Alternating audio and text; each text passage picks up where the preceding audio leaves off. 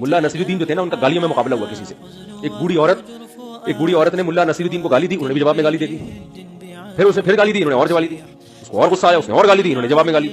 اب گالیوں کا مقابلہ شروع. تو انہوں نے اس عورت سے کہا, اس عورت نے کہا اچھا تو ملا ہو کے مجھ سے گالیوں میں مقابلہ, بوڑھی عورت کو گالی دینا حرام ہے, کہیں ایسا نہ کوئی, یہ تو واقعہ ہے نا چٹکلا ہے, جس میں تھوڑا فریش کرنے کے لیے آپ لوگ کو نا.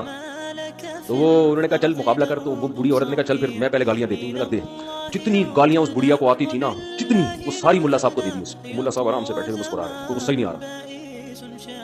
ساری گالیاں ختم ہو گئی. ملا صاحب نے کھولا اور سوچ لیتا, پھر سوچ کے کوئی موٹی سی گالی لائی, وہ بھی پارسل کر دی.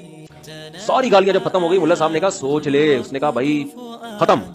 ملا صاحب نے کہا جتنی گالیاں تو نے مجھے دی ہیں وہ ساری ایک پوٹلے میں, اور جتنی گالیاں اس کائنات میں موجود ہیں وہ بھی اس پوٹلے میں, جتنی ماضی میں کسی نے کسی کو دی وہ بھی اس پوٹلے میں, جتنی قیامت تک کوئی کسی کو دے گا وہ بھی اس پوٹلے میں, وہ ساری تجھے.